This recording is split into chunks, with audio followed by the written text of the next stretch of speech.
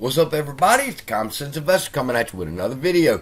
This video, I was sitting back, nothing to do, tired of reading the same old paperwork, nothing updated on the docket alarm. So I said, well, let me go read this 734-page document again and take my time and go over it and just enjoy myself because it was a good, peaceful evening. And it's what I like to do.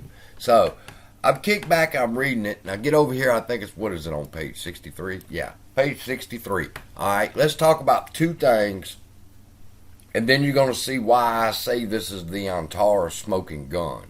All right, but before I get to the smoking gun, let's set something straight real quick with everybody that views my channel, so we're all on the same page here. The AMC preferred equity units were created legally. It is in our bylaws. Right here on page 63 of this prospectus, you see I'm talking about the preferred stock. And it says, our certificate of incorporation authorizes AMC's board to issue from time to time up to an aggregate of 50 million shares of preferred stock in one or more series without further stockholder approval. Now that was in the articles of incorporation, people, and it's kind of deceiving when he said, well, shareholders approved this in 2013 when there wasn't shareholders at the time. It was just them prior to him setting up the incorporation of the paperwork for the company to submit to Delaware, and preferred shares were part of that paperwork, people. So it's completely legal. Now, underneath that, you'll see where it says anti-takeover effect, which that brings into how they can use the anti-takeover effect to keep people like retail from stopping them from doing what they want, such as in the beginning when they were wanting to increase the float and we wouldn't let them. Well, they took that as a hostile move, and they created APE to overtake our votes, and so that they could take back control of the company. All right. So, was APE created legal? Yes. Was it moral? No. All right. Is it a fiduciary violation? Absolutely. Which is where we get to the Antara smoking gun. All right. Now over here, this is page 63, and it's on 112, page 112. Let's see something. Yeah, I read through all of this. An issuance of preferred stock, including the Series A convertible participating preferred stock and the AMC preferred equity units, could dilute the voting power of the common stockholders. Okay? Inadvertently affect the market value of our common stock and AMC's preferred equity units. What does that say, people? It says that they knew right here. It's in bold because that's the bold is this paragraph right here explained. All right?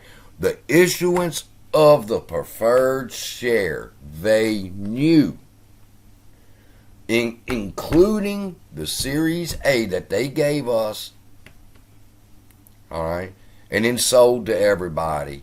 They knew that it would dilute what? The voting power of the common stock. Now let's stop right there for just a minute and talk about voting rights, okay? Because a lot of people don't understand. That's basically everything in a nutshell of this lawsuit revolves around the voting rights, all right, of APE.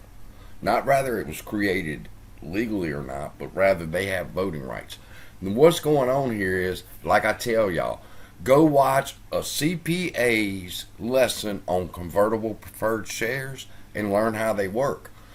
A common stock owns part of the company, okay? A preferred stock doesn't. A common stock gets to vote on important issues like who can fill a director's chair, all right? where some money should be allocated to do certain things. These are important corporate issues that shareholders of Class A common get to vote on, not preferred shares. Preferred shares get a right to vote, but they only get one thing that they can vote on. And can you guess what that would be? Hint, hint. To go back into AMC. Because, see, preferred shares are supposed to have rights to them. All right? And it's up to me as the holder of that preferred share, whether I'm ready to give up the rights to it and convert it into a common stock again. That's up to me as a preferred shareholder. AMC's common stock cannot make that decision to take my preferred stock from me. That's a preferred right. So we have to vote whether we can convert or not.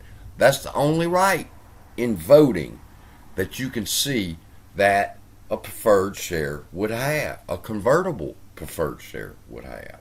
Okay? Voting rights. Common stocks run the company. Preferred stocks get dividends and other special bonuses, and when the time is right, they can vote to be converted but put back in. That's how the voting rights work. Now, let's move on to the next thing. Watch this shit. But now this right here is if you give the preferred share what? Voting rights. The next paragraph, and I'll make this the next video, is if you give a preferred share with dividend or conversion rights, liquidation preferences, or economic terms favorable to the holders of the preferred stock could adversely affect the market's price for our common stock and AMC preferred equity units by making an investment in the common stock or preferred equity unit less attractive. People, what that sentence means, play that part again, me reading that, and then watch my next video and see if you see the same thing I see, because he just explained, at least from what I see, why Antara is long on APE and short on AMC and buying puts on AMC. Yeah, we'll talk about that in the next video. Love y'all. Be blessed. See you then.